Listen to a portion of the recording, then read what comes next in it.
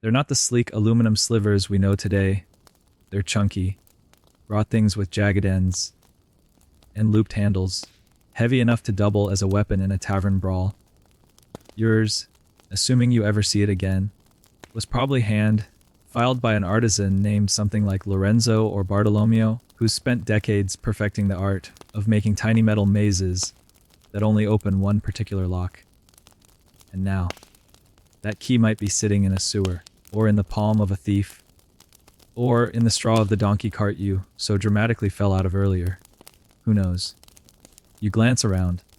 The street is mostly empty, except for a skinny cat licking something unmentionable near a barrel. A candle flickers in a window across the square, casting a shadow of someone brushing what appears to be an absurdly large wig. A chill seeping into your shoes. You're gonna have to knock. But wait, no. Knocking means waking your landlady, and Signora Bravazzi is not someone to be roused lightly. The last tenant who made that mistake ended up sleeping in a granary and growing a suspicious number of weevils. You need another plan.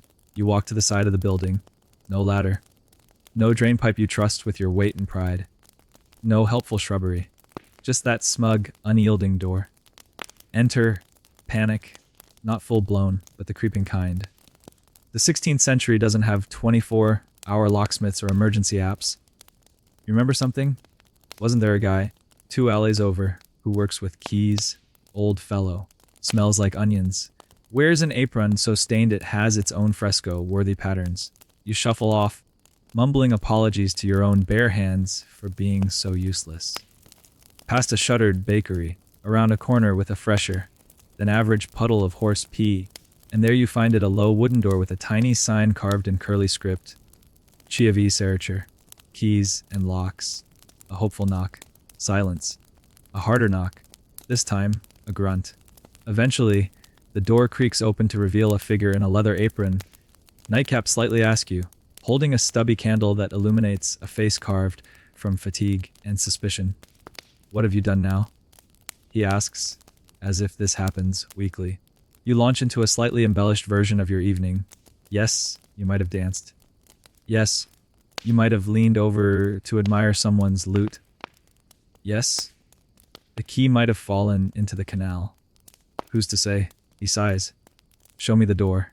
As you walk back together, he mutters about how young people these days can't keep track of a single piece of iron. You resist the urge to point out his own keyring, jangling like a wind chime in a storm. Arriving at your stoop, he pulls out a little satchel and begins his work. It's oddly soothing, the scrape of tools, the tiny tinks and clicks.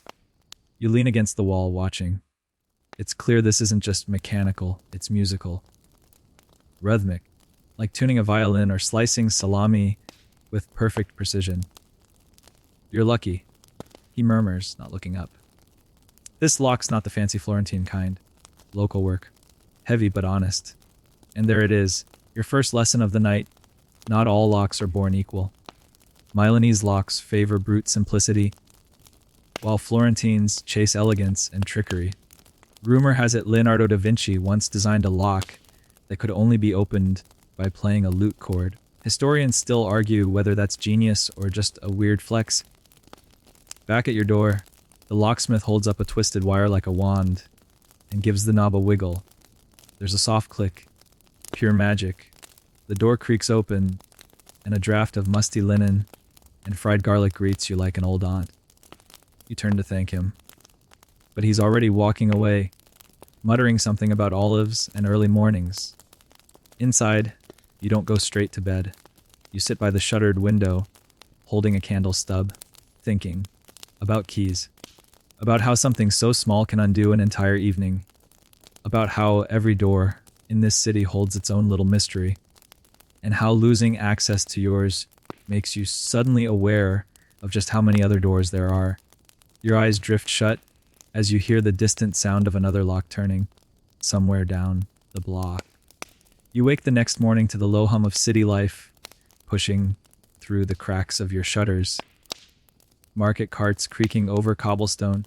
The sing-song cries of vendors offering turnips and salted fish.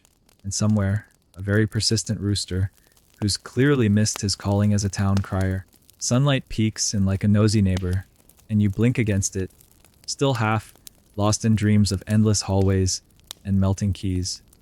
Your door now bears the solemn dignity of a battle survivor.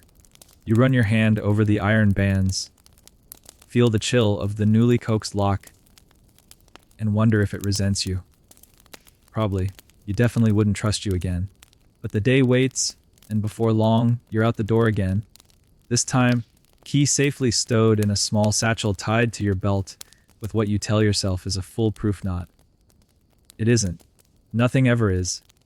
Just ask the Roman engineers whose aqueducts occasionally collapsed because someone miscalculated the width of a goat path. You're on a mission. Not just errands and avoiding your landlord's eye, but something deeper curiosity. Last night's locksmith was like a walking folk tale. Grumbling, nimble, and very possibly part owl. You want to know more? How many others like him wander these streets with jangling belts and secrets in their pockets? You return to the locksmith's shop just as he's dragging out a chair into the sun. He squints at you like a statue, deciding whether to bother moving. You again? I brought olives. He grunts, which you decide is locksmith for welcome, and gestures at the second chair. You learn quickly that the local locksmith, Arturo, as he finally allows you to call him after your third olive, isn't just a fixer of locks. He's a gossip magnet, part craftsman, part therapist, and part philosopher. Everyone comes to him eventually. The widow who can't open her husband's chest of letters, the apprentice who lost the church's side, door key. The merchant convinced his wife is sneaking into the wine cellar. Arturo's seen them all. K's, he says, they don't just open doors. They open lives, and sometimes they close them too. You nod like you understand, even though you mostly just want to hear more juicy stories. He pulls out a strange looking tool from a wooden drawer behind him. It looks like a skinny bird skeleton made of iron. Skeleton key, he says, tapping it against the arm of his chair. Opens 100 doors. Not all well, mind you, but it gets the job done. Now you're interested. It turns out that many locks in this part of Milan, especially older ones, weren't especially unique. Simpler mechanisms meant that a well-crafted master key could pick the tumblers of multiple homes, especially if they were built by the same blacksmith. You feel a little betrayed, like discovering your supposedly bespoke boots are actually standard market fare. But Arturo just shrugs. Convenience, he says. Also crime. A skeleton key is just a short walk from a confession. He tells you about a monk. No names, obviously, who had one tucked into his robes for years. Said it was for emergencies. Used it to sneak into kitchens for extra figs. Historians still argue whether clergy were more devout or more opportunistic. Arturo mutters. I say both. He goes on, the nobility, terrified of these keys, started hiring locksmiths to make anti-skeleton locks. These had double tumblers, false chambers, even spinning internal plates that clicked like a music box when opened. The competition became almost ridiculous. Locksmiths designing ever more elaborate mechanisms, burglars growing ever more creative, and homeowners caught in the middle with door frames so fortified they had to enter sideways. You're shown a chart of common key shapes, bulb, and fish tail, triple prong spiral throat, each one designed to confuse intruders and sometimes, quite effectively, confuse the owners too. More than once, Arturo says, chuckling, a man's died in the street, cursing his own genius. The locksmith business, you realize, is a strange blend of necessity and theater. Arturo says some customers demand extra clunky keys just so they can look like they own something worth locking.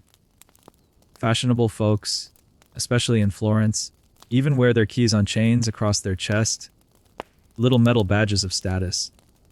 Not so different from carrying a big ring of car fobs today.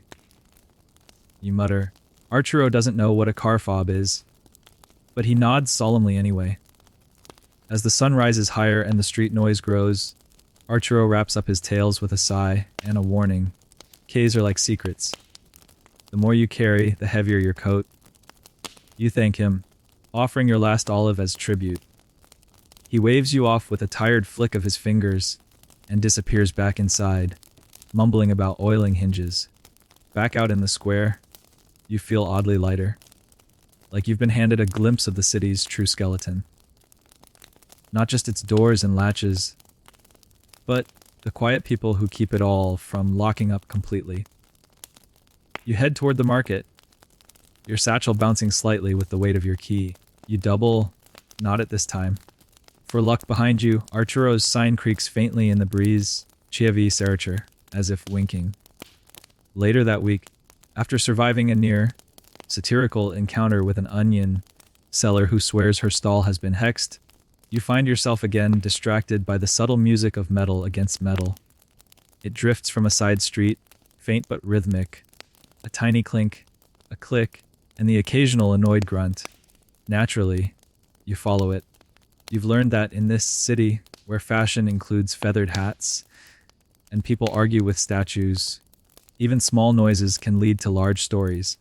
The alley opens into a small courtyard, filled with potted rosemary, faded frescoes, and the unmistakable sound of a locksmith deep in concentration. But this time it's not Arturo. It's a younger man, seated on a stool beside a doorframe that clearly isn't his. A portable wooden case sits beside him, bristling with tools, slim rods, tiny files, and a half-gnawed hunk of bread. As you approach, he looks up, looking for something to open or something to hide. He asks without smiling.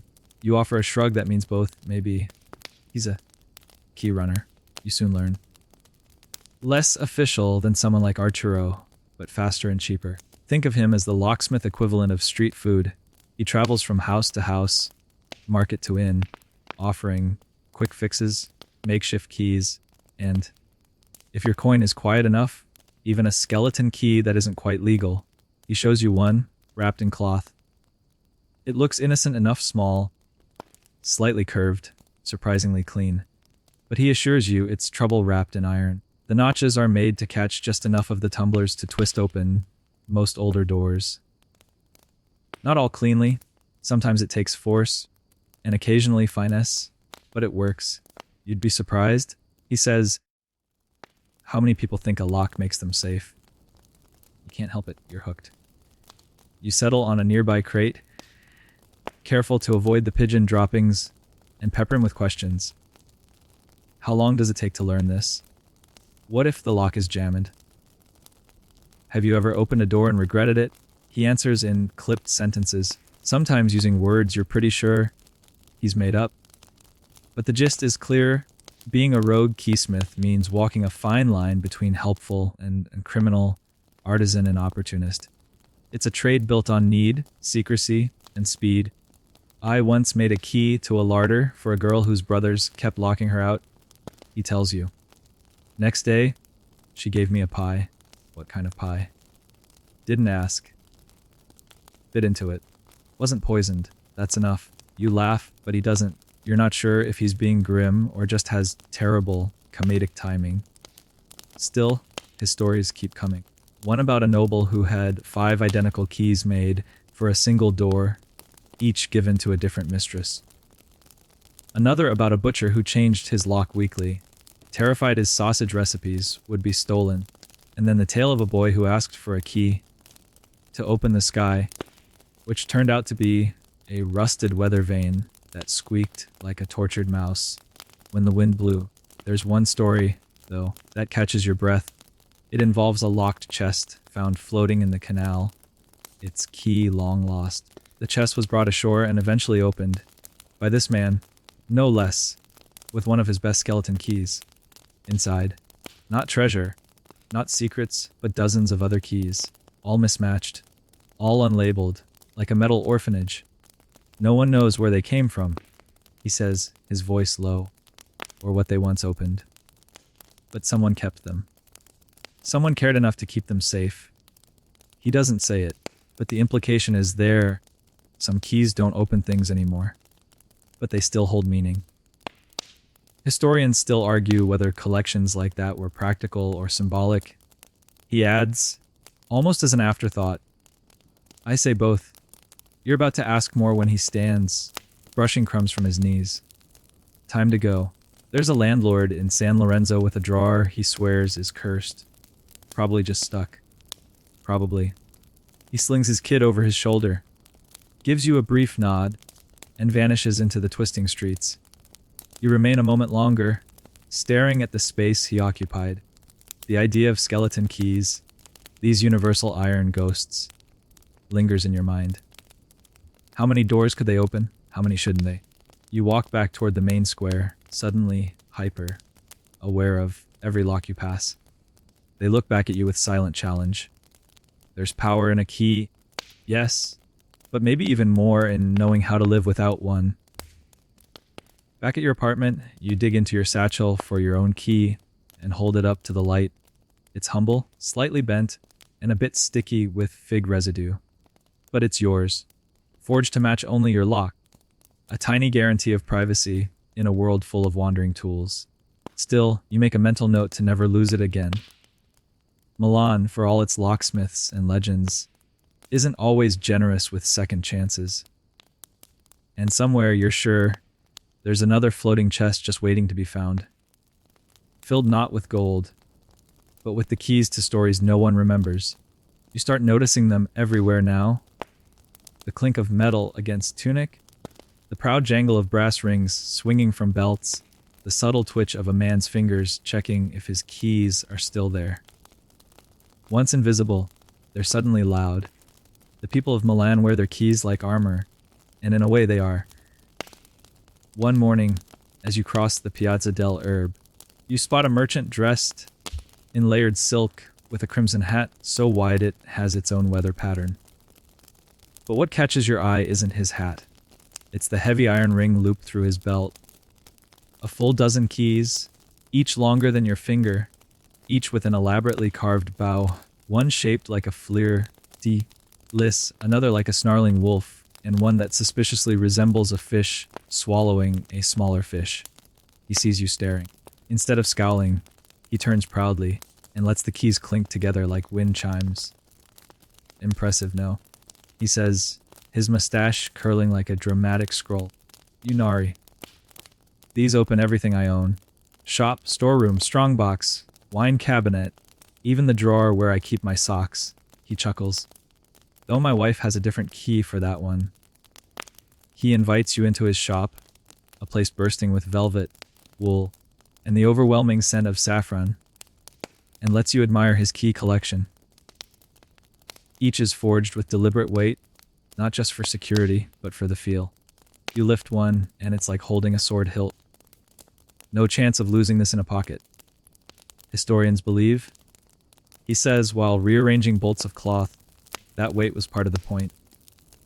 Carrying keys was a physical reminder of status. A man with nothing needs no locks. You picture the skeleton key guy from the alley, and wonder what he'd say to that. He shows you a recent addition, a beautifully tarnished key with an ivory inlay and a tiny carved mouse on the handle. Doesn't open anything anymore, he says, but it belonged to my grandfather. He used it on a chest that's long gone. Still, I like having it near.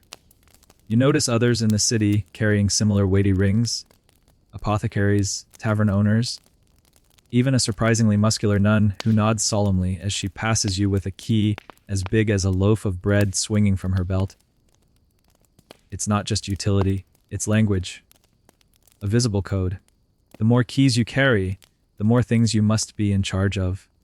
In households, the distribution of keys says everything. Servants may hold one or two, the cellar, the pantry, a steward, 4 or 5, but the master of the house, or more surprisingly, the mistress, often has the full ring. A metallic RA somme jingling with every step. You hear of a banker who had a custom belt made with padded loops to prevent bruising from the daily weight of his 18 keys. Another, more theatrical fellow, keeps his on a chain he drapes over one shoulder, like a sash, clinking dramatically whenever he spins to address someone. There's even fashion in the forge work. Some have initials etched into the bows. Others have tiny saints, A woman you meet near the Duomo flashes a key shaped like a tulip and insists it was made by a locksmith, poet, who carves verse into each tooth. I once had one that said, "To turn is not to betray," she tells you with a wink. No idea what it opened. But it felt romantic. Of course, this flaunting isn't without danger. The weightier the keyring, the more tempting the target. Petty thieves prowl markets with hands like whispers, unclipping rings from distracted hips. That's why some folks carry decoys, cheap iron blanks tied beside their true keys. A distraction. Others tuck the real ones beneath layers of linen or inside hollowed out prayer books. You even hear of a merchant who had a false beard woven with 2 tiny keys tied in braids. Still, the heavy keyring endures. Milanese society seems obsessed with the symbolism, control, property, responsibility. The city may churn with art and politics, but it's the key that tells the real story. One afternoon, resting by the fountain in Piazza Mercanti, you watch a man, clearly nobility, walk past with a tiny servant trailing behind, holding nothing but a velvet pouch containing the Lord's keys.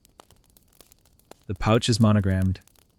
You assume the servant has been trained not just to guard them, but to present them at the right moment with a dramatic flourish. You wonder if the pouch is heavier than it looks. Nearby, 2 girls are playing a game with wooden keys, pretending to lock and unlock invisible treasure chests. One calls out, "I have the key to the sky," and the other shrieks, "Then I'll lock the moon." It's silly, but it catches your breath.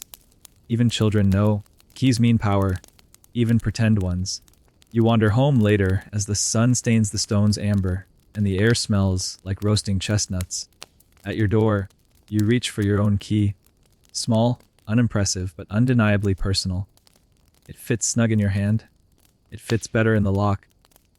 And the sound it makes, click, has never sounded sweeter. That night, as your room creaks and settles around, you like an old friend stretching in its sleep. You light a single candle and find yourself staring at your key again. You set it on the table, just a sliver of iron, really, and it somehow seems more mysterious in the flickering glow. A little piece of everyday magic, ordinary and strange. And then you remember what the woman near the Duomo said about the locksmith, poet, and his cryptic inscription, "To turn is not to betray." You wonder what that means, really. Is a key just a tool, or a promise, or maybe a question you ask around the next morning, drawn by a growing itch you can't scratch? About keys not as metal, but as metaphor. And Milan, ever generous in gossip and superstition, delivers. An old butcher's wife tells you plainly, losing a key means death is near. She says it the way someone might mention the weather. Apparently, in many corners of Italy, a dropped or missing key is seen as a curse, especially if it disappears without explanation. A stolen key. Worse. That's not just bad luck. It's an open invitation to misfortune. Some say the Virgin weeps each time a key is lost. She adds, crossing herself. Others say it just means your husband's been sneaking into the larder. You laugh. She doesn't. In the convent down the road, you learn of another tradition. When a nun takes her final vows, she gives up all personal keys. Symbolic of surrender. Yes! But also a quiet fear that earthly attachments will drag down the soul. One key, a nun whispers to you, is enough for heaven's gate. The city's full of these tiny rituals. A bride who carries a miniature key in her shoe for fidelity. A widow who melts her husband's lockbox key into a pendant as mourning jewelry. A mason who scratches a fake keyhole into every new home he builds to confuse spirits or burglars, he won't say which. Archero, the locksmith, calls it metal folklore. He scoffs, but only after double checking that his own keyring is untouched. Superstition, he says, is just history with a hangover. You can't help noticing how much doors groan in this city. They moan and shudder as they swing open or shut. Some sound like ships, others like someone sighing in their sleep. And always the click of the lock, sharp and final. Maybe the stories seeped into the hinges. At a small shrine on the edge of the city, you see dozens of tiny keys hung from strings, glinting in the sun like beetle wings. A woman nearby tells you this is where people leave offerings when they want a secret kept or forgotten. Lost a diary. She shrugs. Lock the memory away. Leave the key here. God might forget even if you can't. You get chills. Not from the story. From the way her voice lingers on the word might. Even the dead get involved. In some noble families, the bodies are buried with a single key clutched in one hand. No one's quite sure what it was meant to unlock. Some say heaven, others say a vault, and a few whisper darker things. Either way, it's iron going with them into the dirt, because just in case is stronger than logic. Historians still argue whether these burial keys were symbolic gestures of peace, or more practical tokens to protect the family estate from beyond the grave. One account even tells of a will that could only be opened with a key buried alongside the deceased, who, unfortunately, had requested to be entombed under 6 tons of marble and a very grumpy saint. You begin to notice how many locks in this town are older than the people who use them. Some doors clearly haven't been opened in decades, vines choking their hinges, keyholes winking like blind eyes. Others get daily use but still hum with age, as if every turn of the key scratches a little deeper into memory. At one tavern, the innkeeper swears his wine cellar was once part of a medieval prison. The lock, a brass monstrosity with the weight of a watermelon, is rumored to squeal whenever someone lies in its presence. Naturally, he says this right after insisting his ale is imported from Rome, which you're pretty sure is code for the back alley behind the fishmonger. Still, the patrons drink. The lock groans. The legend lives. Back at home, you dig through the drawers, searching for that old iron scrap Arturo gave you. A blank key, heavy and cold, waiting to be filed into purpose. You turn it over in your fingers and imagine all the things it might open. All the stories it might begin. Or end. You find yourself whispering something under your breath. Nonsense, maybe. Or prayer. Or poetry. Because here, in this city of locks and whispers, you're no longer sure there's a difference. It begins with a whisper on the street. A flick of a cloak. A coin passed too quickly. You hear the name twice in 1 week. El Corvo. No one explains. No one needs to. In a city built on thresholds, it's only a matter of time before someone starts selling keys to places no one should be. You're at a tavern when the opportunity finally brushes your sleeve. Literally. A girl with ink-stained fingers bumps into you, pretends to drop a bottle, and mutters without meeting your eyes, "If you want a copy, go to the orange door behind the fish market." Knock once, then twice. You hesitate, then you go. The orange door isn't quite orange, more like rusted terracotta, and it's half hidden by a stack of eel barrels and one particularly defiant goose. The knock pattern feels ridiculous, but before you can second guess it, the door creaks open just enough to let out a breath of air that smells like metal filings and mint. Inside is a workshop. No signs, no shopkeeper. Just shadows and the steady ticking of an unseen clock. The walls are covered in keys, some crude, others elegant, all hanging like strange fruit. A single figure sits hunched at a bench, their face obscured by a curtain of black hair. "You're not here for vegetables," they say without looking up. You tell them your landlord's got a new lock on the pantry door. You're hungry, curious, reckless. The figure, El Corvo, you assume, laughs softly and pulls a lump of clay from a drawer. "Give me an impression," they say, handing you a tiny, perfect square of wax. The rest takes care of itself. You've heard of these people before. Lock duplicators.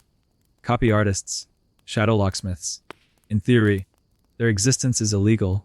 After all, making a key without permission is tantamount to breaking and entering. But in practice, the lines blur, especially when the key isn't meant for theft, but simply liberation. You'd be surprised. El Corvo murmurs, "How many people are just trying to unlock something they already own?" They don't ask why you need it. They don't lecture. They press the wax, examine the impression, and begin filing. The sound is soft, methodical. Like sewing metal while they work, they talk. There was a boy once, they say, who wanted a key to his father's workshop. Said the old man kept it locked because of dangerous tools. I made the key. The boy found sketches, blueprints, ideas that scared even him. He burned them. That was his rebellion. Not stealing, but destroying. You listen, transfixed. The room seems warmer now, thick with secrets. Another story, a woman asked for a copy of her lover's chest key, not to steal, but to leave a note inside. A farewell. El Corvo made the key. She left the note and never returned. The man later brought that same key back, asked for it to be melted into a ring. People are strange like that. Historians still argue whether these illegal keys destabilized society or simply reflected what people already wanted. El Corvo says as they test the new cut against a dummy lock. I say both. You glance at the wall where a row of keys is labeled only with numbers. No doors, no names. El Corvo follows your gaze. Spare parts, they say. From places that no longer exist. The idea unnerves you. Keys without locks. Potential without purpose. Like bottled lightning with nowhere to strike. You finally get your copy. It's small, precise, wrapped in velvet cloth as if it's a jewel. Be careful, El Corvo says. It opens more than you think. You're not sure what that means, and they don't explain. Just return to their bench and pick up a new blank. You leave, stepping past the goose, your new key tucked deep into your tunic. The city feels different now. Like everything might open if you just knew the right shape to twist. Back at your building, you pause at your own door. Your regular key still works, of course. The familiar click, the gentle swing inward. But it's hard not to wonder what else might be out there, waiting to be unlocked. That night, you don't sleep immediately. You sit by the window, the velvet, wrapped copy in your hand, imagining what it could open besides a pantry, a secret diary, a forgotten attic, a heart. Eventually, you hide it beneath a loose floorboard, not because you're ashamed, just because even possibility deserves a lockbox. And you sleep with one hand resting on the floor, as if guarding it from dreams. It's a crisp afternoon in Florence, and the bells of Santa Croce are ringing just off key enough to sound like they're arguing. Which feels appropriate, because you're about to witness what can only be described as an intellectual brawl. Florentine style. You're in the Piazza della Signoria, not far from where artists paint like gods and politicians plot like demons, and a crowd has gathered around a curious event, a public lock-off duel. Two locksmiths stand at opposite tables, tools gleaming in the sunlight, each flanked by a modest entourage of apprentices and elderly uncles with wine breath. Their expressions are deadly serious, like dueling fencers, or chess players with calloused fingers. A third man, wearing a heavy leather apron and an even heavier frown, stands between them, holding up a strange contraption. This, he booms, is the latest in Florentine security, the Da Vinci Double, shift tumbler, licensed and forged by Master Girolamo himself. The crowd murmurs. Someone gasps. Someone else spills soup on their shoes in excitement. The rules are simple. Both locksmiths are given identical copies of the lock. They have 15 minutes to create a key from scratch, using only the tools provided and their own slightly inflated sense of genius. The first to open the lock wins the prize, a purse of silver coins, and more importantly, public bragging rights for at least 3 festivals. It's part sport, part spectacle. And you've never seen anything like it. The younger of the two competitors is a wary man with eyes like flint and fingers that twitch even when idle. The older one looks more like a philosopher than a locksmith. His beard combed into points, and his tools arranged with near sacred precision. They begin. The younger locksmith starts fast, shaving a blank key with frantic energy, muttering calculations under his breath. The older one works slowly, measuring each notch with a caliper so fine it probably cost more than your rent. The crowd leans in, breath collectively held, like watching a pot almost boil. You settle up next to an apprentice, barely out of childhood, and whisper, "Do they really do this often?" He shrugs. Twice a month, sometimes more. Depends on how much they hate each other that week. Apparently, in Florence, locksmith rivalries are the stuff of legend. One feud even involved a locksmith sabotaging a rival's carriage wheel using a forged key just to prove he could. Historians still argue whether the incident was a genuine attack or just extremely competitive marketing. At minute 13, the older locksmith inserts his key. A pause, a twist, a click, the crowd erupts. Cheers, applause, someone throws what might be a fish. The younger locksmith drops his unfinished key in mock defeat and bows deeply. Though you can tell he's planning revenge in the form of a trickier lock next time. The judge presents the winner with the coin purse, but more interestingly, the victor is handed a ceremonial bronze key. Flat, symbolic, useless in practice, but proof that for this week at least, he is Florence's master of metal. After the crowd disperses, you wander over to the younger locksmith, who's still packing up his tools with the energy of a damp cat. "That was amazing," you say. "Do you ever copy each other's designs?" He snorts. "Of course, we all do. Then we add a little twist, a new tooth here, an angled tumbler there. It's like poetry. Stolen, revised, made worse, then better." He tosses you a file to examine. It's worn smooth on one side. "Florentine locks are like our food. Everyone says theirs is the best. No one agrees what the recipe is. You ask if these duels ever end in real fights. Only twice," he says. "One over a broken mechanism, the other over a woman." You raise an eyebrow. "She was the judge," he explains. Things got complicated. You learn that some locksmiths even start their own schools, claiming to teach superior techniques. Some inspired by Da Vinci, others allegedly passed down from Roman engineers. Whether these claims are true or pure marketing is flexible, but the reputation of a good locksmith is gold in this city. Florence, unlike Milan, seems to revel in the artistry of locking things. The locks are decorative, whimsical, sometimes bordering on theatrical. You see one shaped like a curled cat, another with a face that sticks out its tongue when unlocked.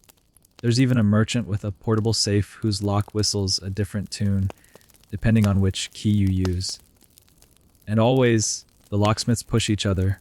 More complex pins, more resilient bolts, more poetic traps. One famous design involves a false keyhole that triggers a noise mechanism. A trumpet blast. The creator's reasoning. Shame is the best deterrent. You leave Florence that night with a pocket full of sketches, a head full of whistles, and a sneaking suspicion that your own lock is a little too easy. You might not be a locksmith, but in this city of locks and egos, it's hard not to imagine what your signature key would look like. Maybe something shaped like a quill. Or a cat. The train of key obsession carries you south, gliding over rutted roads and whispering hills, until you arrive in the city of cities. Rome.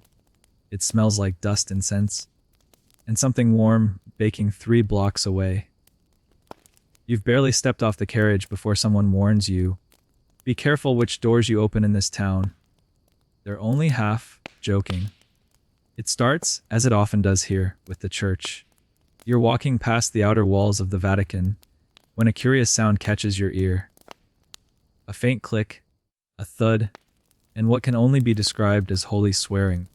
You peek through an open side gate and find a rotund priest wrestling with a wooden door that refuses to cooperate. He glances up, flushed and flustered, and without preamble says, "You look like someone with nimble fingers." Before you can protest, he shoves a ring of keys into your hand. There are at least 20 of them, some long and slender, others thick as sausages. Each bears a tiny painted label, none of which are helpful. C. Conf. West. R. Tomox. Stay J-latch. The question mark is doing a lot of work. You pick one at random and insert it into the stubborn lock.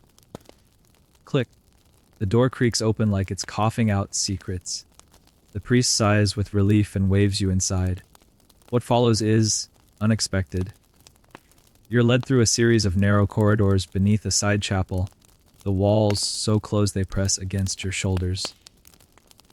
There's no gold here, no marble, just cold stone, flickering lanterns, and the sharp smell of old wax. Your guide explains in breathless chunks that these are the unseen arteries of the Vatican. Service paths, emergency routes, and occasionally confessionals designed for clergy too famous, or infamous, to be seen. He shows you a small wooden door, barely waist high. Behind it is a tiny booth, draped in purple, with a single chair and a grill the size of a coin. Cardinals used to confess here anonymously, he says, almost reverently. Only the key holder knew who was on the other side. You ask who holds that key now. He smiles. No one. It vanished after the conclave of 1523. Some say it was melted down. Others say it still turns a lock somewhere beneath the city. Historians still argue whether this secret confessional was ever really used for penance, or if it was just another way to eavesdrop. Farther in, he points out more doors. Some are clearly ancient, with arching hinges and pitted iron bolts. Others look almost modern, plain and deliberate. He stops before one particularly unassuming door with no handle. Just a keyhole and a Latin inscription, Clavis Patris Abscondita. The Father's hidden key. You ask what's behind it. He pauses. We're not sure, he admits. The key was lost in the sack of Rome, or perhaps hidden intentionally. But once a year, on All Souls' Day, we leave a candle in front of it. You shiver, not from cold, from the idea that even now, there are places in the church no one can enter. Not because they lack faith, but because they lost the key. He lets you hold one of the Vatican master keys. It's heavier than it looks, with grooves like tiny rivers etched into its shaft. It's been copied, he says. Poorly. But only this one opens the treasury archive. You hand it back very carefully. As you emerge from the tunnels into the softer light of a side chapel, the priest turns to you with a wink. If you ever lose your way, he says, look for the locked door. It means someone thought it mattered. You nod, unsure if he's being spiritual or practical. Probably both. Wandering the Roman streets afterward, you start to see the city differently. Every door feels significant. Every lock a challenge. The city is ancient, layered like a cake made of marble and dust, and beneath it all are more keys than anyone can count. There's a tiny brass door set into the base of a statue near Piazza Navona. No one knows what it opens. Another embedded in a wall, half buried, clearly meant for a long, vanished gate. Keys in Rome aren't just tools, they're fossils, clues, warnings. You pass a small shop selling replicas of keys to St. Peter's cell, keys from Nero's vault, and, for a steep price, a copy of the key to heaven. It's clearly a joke, probably. Still, you're tempted. At a cafe, you meet a woman who claims her grandmother once carried a Vatican servant's key and used it to sneak into the Sistine Chapel at night just to stare at the ceiling in silence. She said it helped her hear God better. The woman smiles. Or at least drown out my grandfather. That night, back in your room, you dream of doors that open into other dreams, hallways that spiral, keys that turn into birds and fly away just before the latch clicks. You wake with your hand clutching your chest, and for a moment, you swear you can still feel the weight of the Vatican master key. You don't expect to find beauty in a keyhole.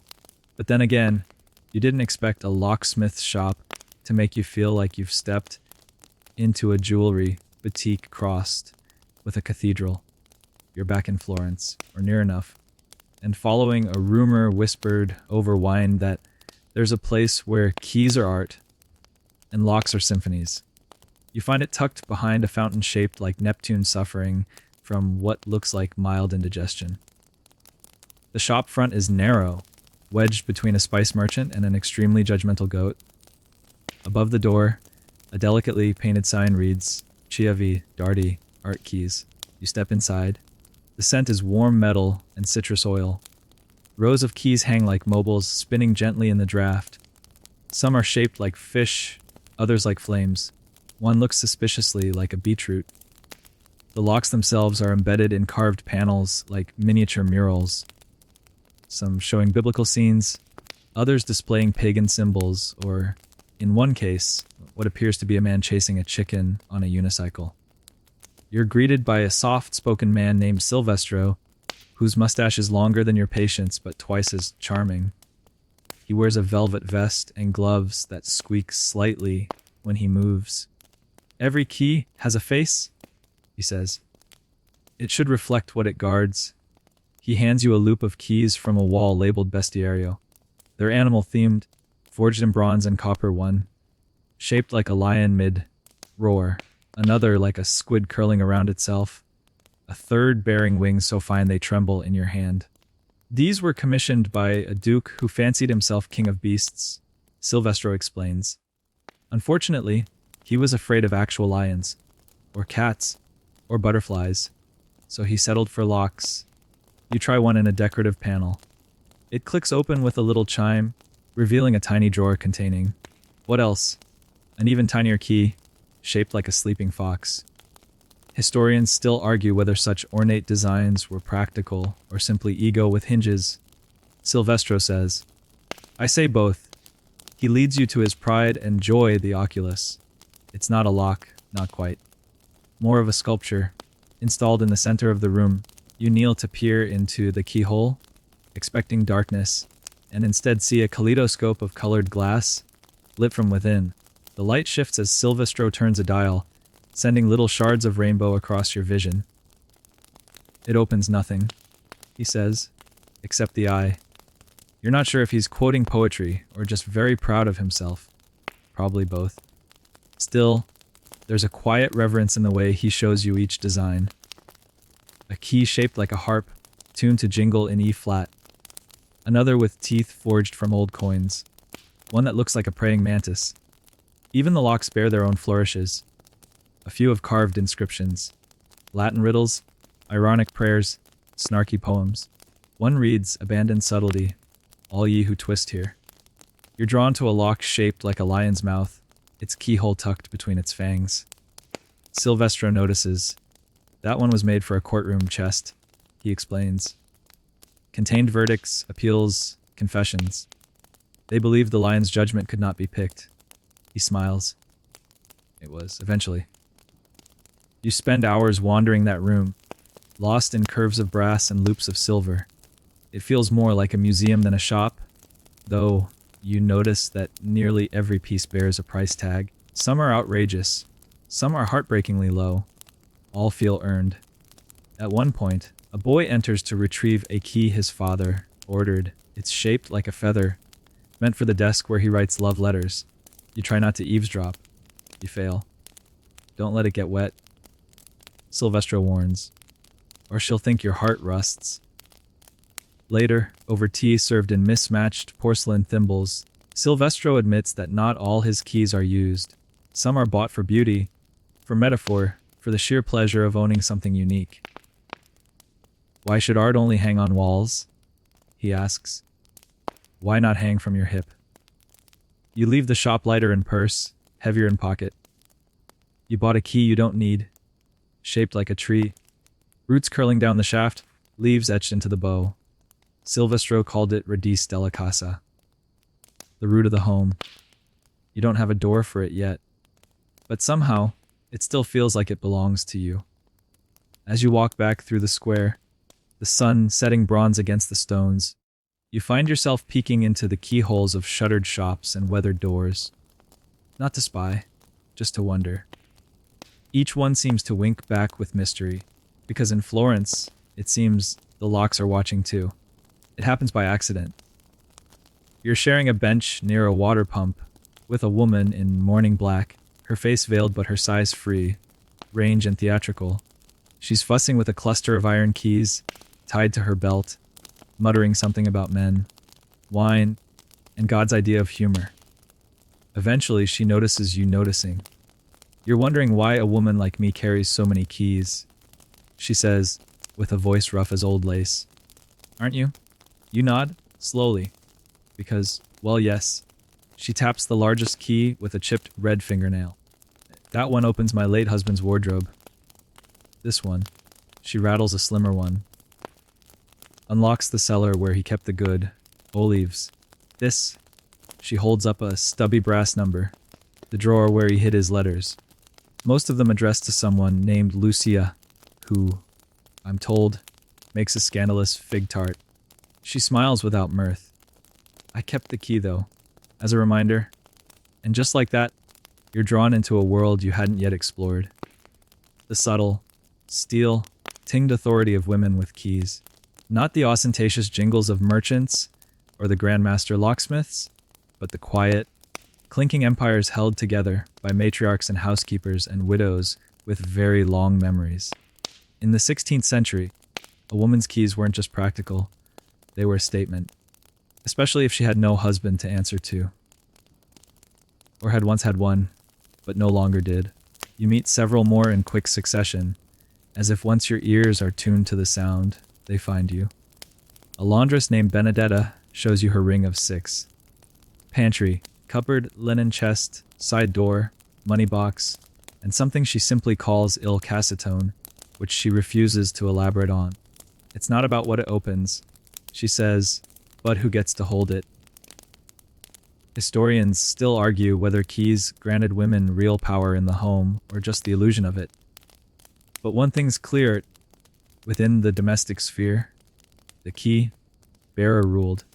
In noble households, it was often the lady of the house who held the keys to the silver cabinet, the wine cellar, and the servants' quarters.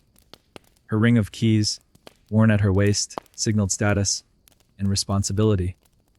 To drop a key in front of others was shameful. To misplace one, grounds for scorn.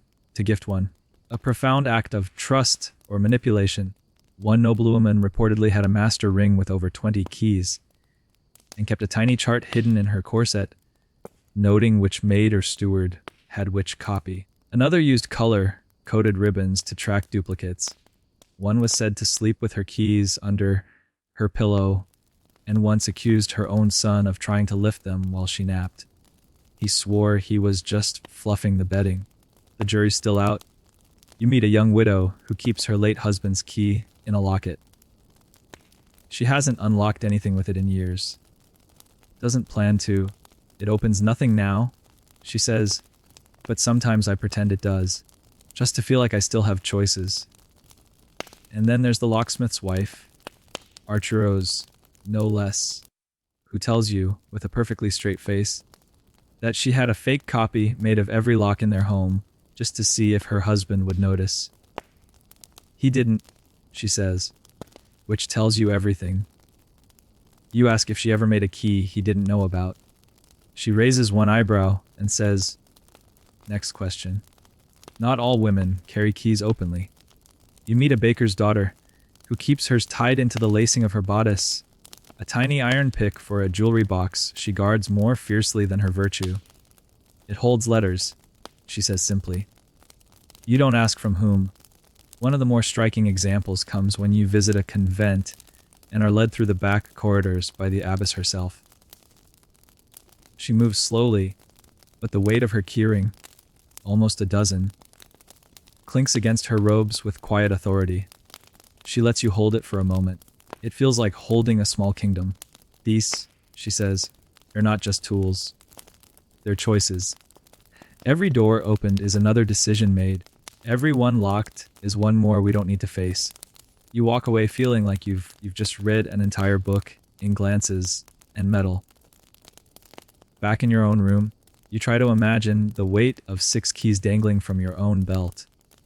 Not just the metal, but the meaning. Who trusts you with what? Which rooms are yours? Which are off limits? You realize, not for the first time, how strange it is to have something so small represent so much. That night, you find yourself listening for key sounds in the dark. A soft jingle, a gentle clack. Not threatening, just present. Like a quiet guardian watching over stories, doors, and memories. And maybe, if you're lucky, even a few secrets worth keeping. You don't notice the fake door at first, That's the point. It's tucked behind an ivy-streaked wall on the edge of a noble estate in Siena, barely visible unless the afternoon light hits it just so. You're there on an errand involving quince jam and a cousin's birthday, and you might have walked right past it. Until you spot something peculiar. A hinge with no wear, a handle that doesn't cast a shadow. You squint.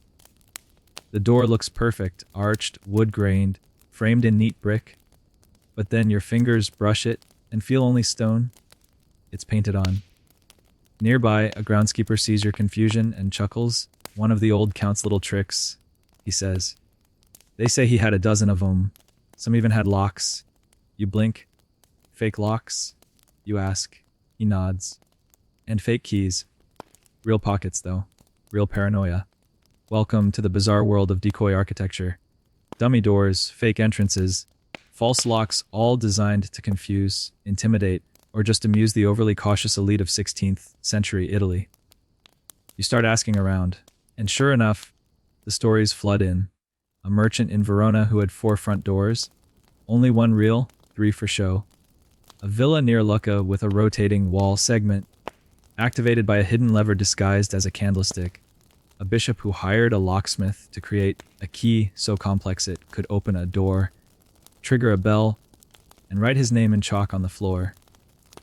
The locksmith allegedly died of exhaustion halfway through the job. You visit a small estate with a known history of decoy design.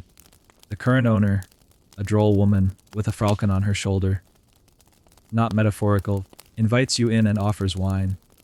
The locks, she says, most are real, some less so. Keeps people on their toes. She gives you a tour of her home. One door opens to a broom closet. Another opens to a brick wall. A third opens to another door.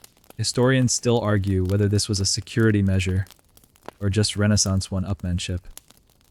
She says, I say both. Some doors bear locks so elaborate they practically glisten with ego. Multiple keyholes, spinning plates, false tumblers. You're told that one nobleman even commissioned a door that required 3 people to unlock it simultaneously, each with a different key. The design was flawed, of course. They could never get the timing right. Eventually, they just left it open. You learn that, in certain houses, locksmiths were hired not just for functionality, but theatricality. The idea wasn't merely to keep people out. It was to make them hesitate, to create doubt, confusion. One story sticks with you, a wealthy widow who had her husband's study sealed after his death. She had a new lock installed, one that clicked and hissed when touched, but the door led nowhere. Behind it was a bricked-off wall, nothing more. Still, every night she unlocked it, stepped inside, and stood there in the dark for 10 minutes. Then came out, locked it again. No one ever knew what she thought she was doing.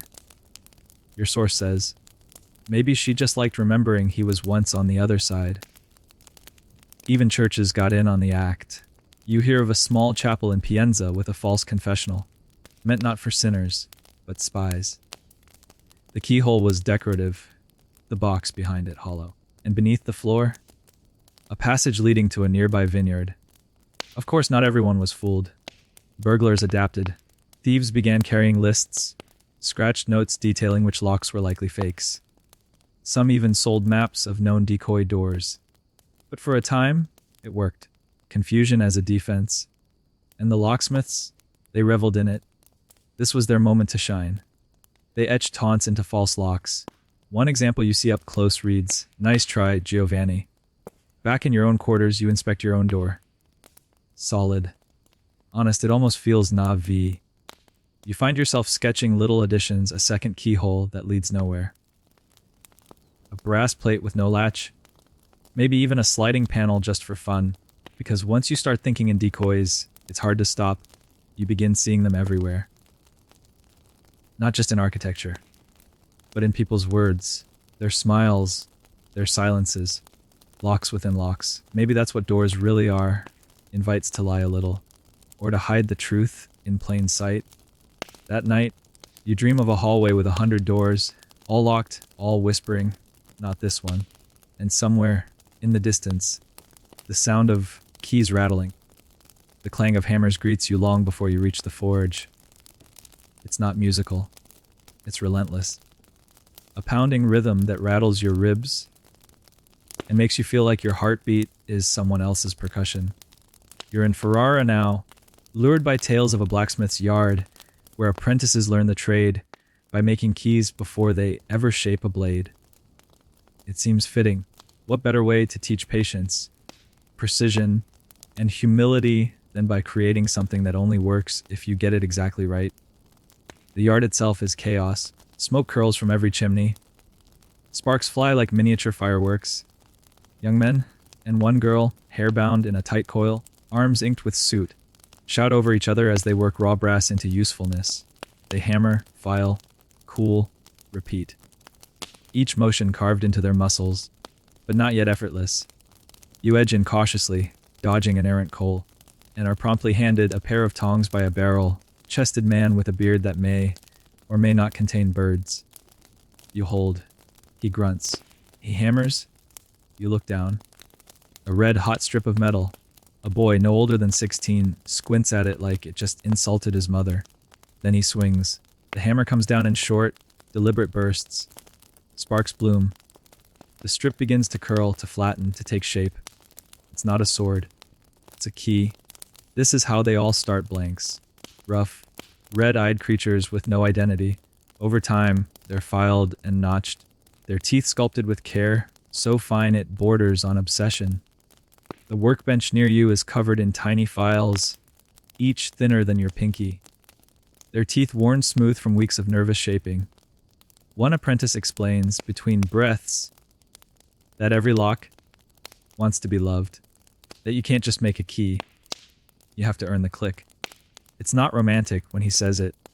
It's sweaty and irritated, and sounds like it came from someone who's dropped more than one blank into a bucket of water too soon. But it sticks. They show you the process. First, a wax impression of the target lock. Delicate, precise. Then a brass blank hammered to shape. Then filing, testing. Filing again. It can take hours. Days even for the trickier pieces. They point out the Hall of Failures. A row of half-shaped keys nailed to a post. Each one a reminder of what almost worked. A museum of near misses. Historians still argue whether this was a teaching method or public shaming, says one apprentice, grinning. I say both.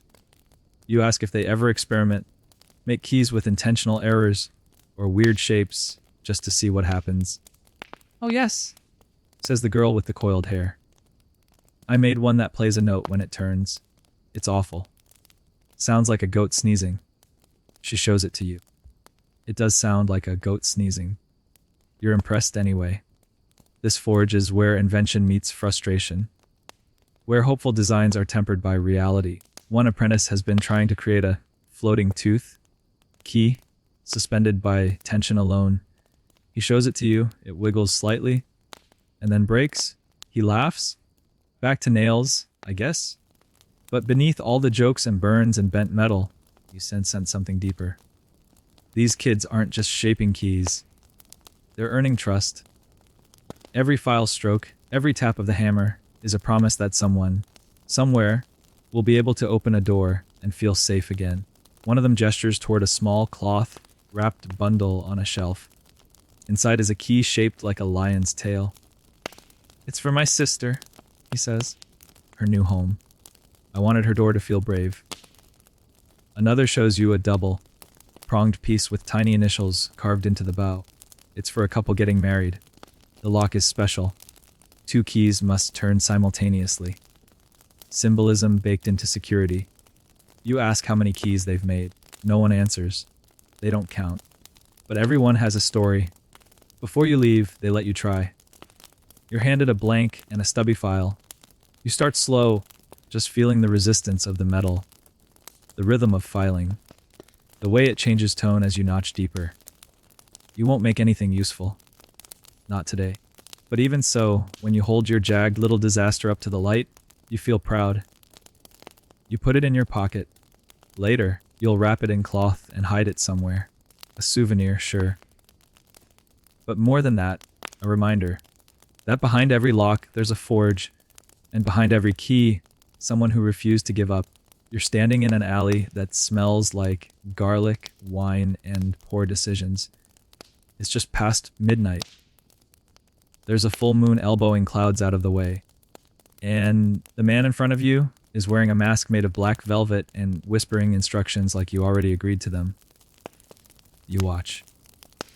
You don't talk. If I hand you something, don't drop it. If we run, try to keep up. You're not sure how you got here. Or maybe you are. You said yes too quickly when someone mentioned a demonstration by the best lock picker west of the Tiber. His name is Lorenzo, though he insists that's not his name. Names, he says, are for people who stay in one place. He leads you down the alley and stops beside a nondescript wooden door, the kind you'd walk past without a second glance. He kneels, pulls out a roll of tools that looks like a surgeon's kit, and a painter's brush bag had an argument. You see? He says, inserting a pick into the lock with the grace of a cellist. People think picking locks is about force. Wrong. It's about listening. Every lock is a language. You have to hear what it's trying to say. He turns a tension wrench gently, almost lovingly. Click. Click. Pause. Click. You realize you're holding your breath. The lock gives way with a soft snick. He opens the door an inch, peers inside, and closes it again. Empty, he whispers. Good. Practice. You ask why he's showing you this. He shrugs. Because you look like someone who asks the right kind of questions. And just like that, your education begins. Over the next few nights, you follow him. Not for theft, he's clear on that. I don't take. I test. If a lock fails me, that's not theft. That's consultation. You visit doors all across the city. A lawyer's back office. A merchant's storehouse. A crumbling bathhouse that might be haunted. Lorenzo never breaks anything. Never forces. He glides, he whispers. He coaxes. You learn about pick types, rakes, hooks, diamonds, tension tools, bypass tools. How to identify pin tumblers by feel alone. How to spot a false set. How to recognize a grumpy lock by the way it resists your third click. He tells you about the time he picked the side entrance to a bishop's villa just to return a borrowed book. About the time he unlocked a musician's chest to retrieve a stolen flute. About the time he picked the same cellar door every night for a month just to leave anonymous poetry inside. Historians still argue whether men like me are craftsmen or criminals. He says, perched on a rooftop, oiling a pick. I say both. He teaches you how thieves use wax impressions hidden inside coins. How they disguise keys as buttons, belt buckles, even teeth. You meet a woman named Daria, his occasional rival, who once picked a gate lock using a fishbone. Pure desperation, she admits, but effective. The two of them exchange war stories over bread and olives, tales of locks that hiss, that sting, that laugh. Some are rigged with traps. One exploded ink. Another screamed. Literally screamed. There are rumors of a nobleman who trapped his study door with a reverse lock. If you picked it wrong, it locked harder.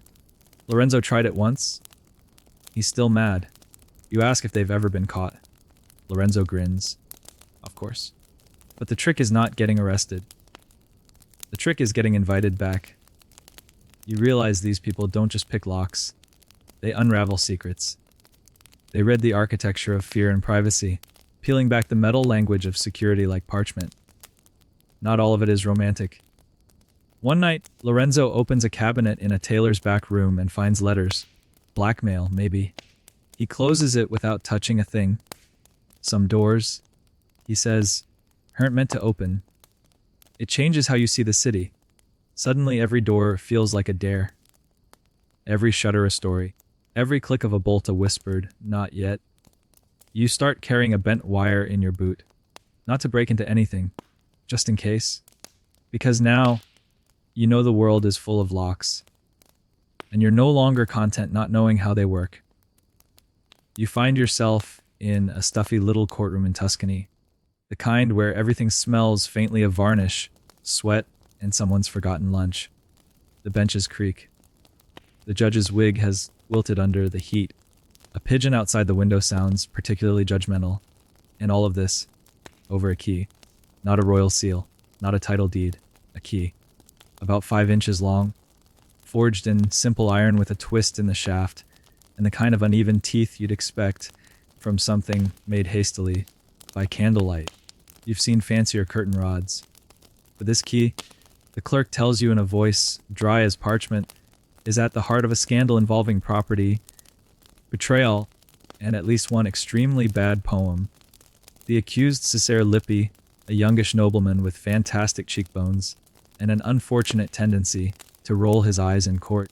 He's been accused of forging a key to the private desk drawer of Lucia Farnese, an older widow known for her silver hair, sharp tongue, and suspiciously well-fed cats.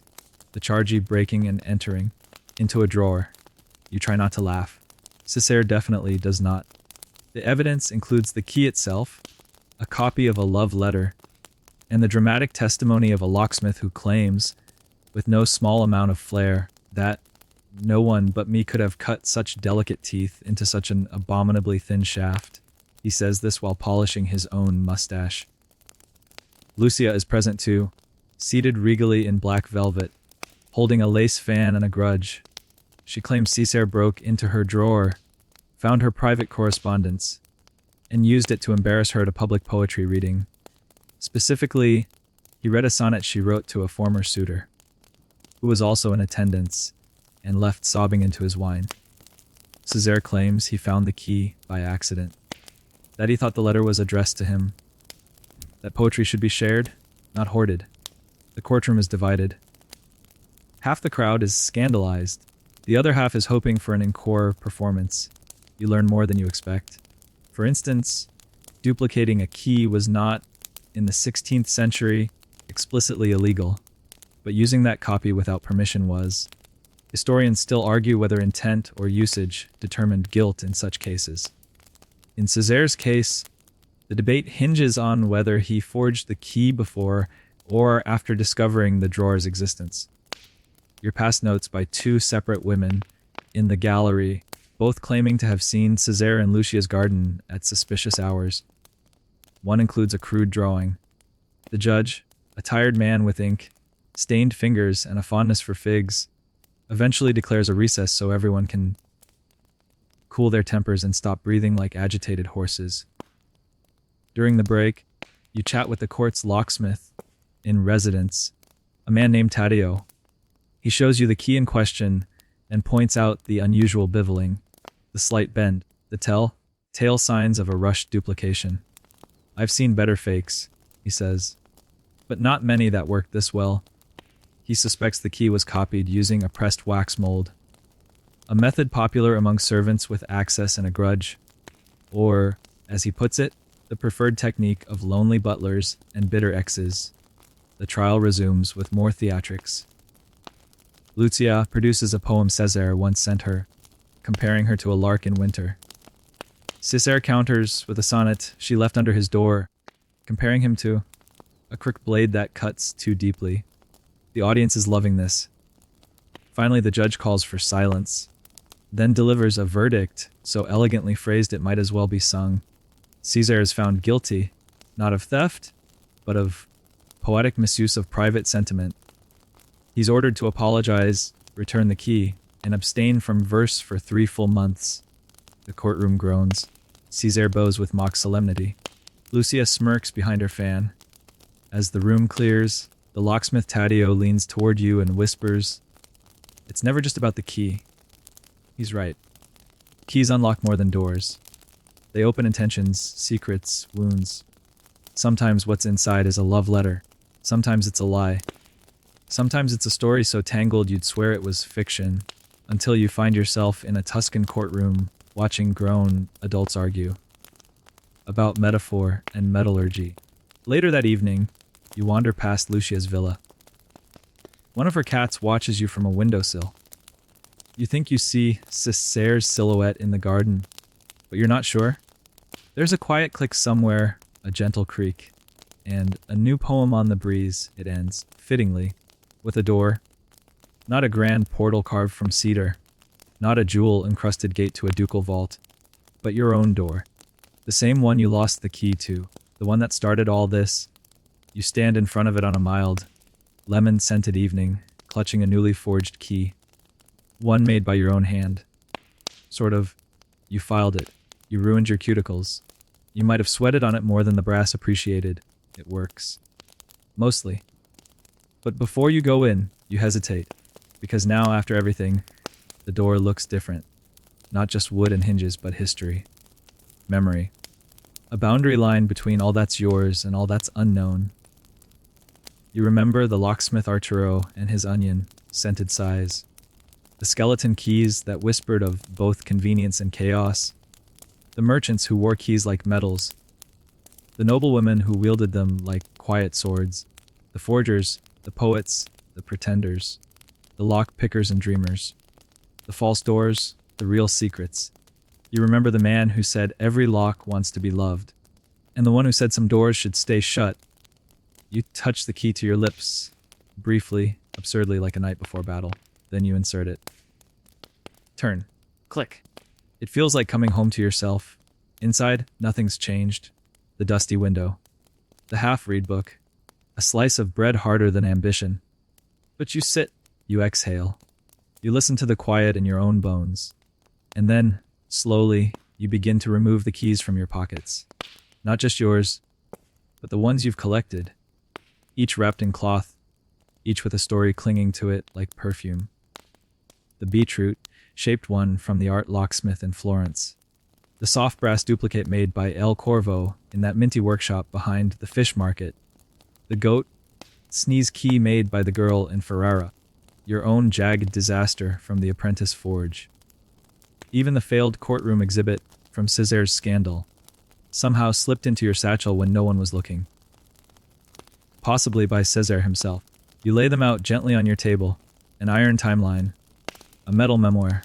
One by one, you touch them, close your eyes, let them speak.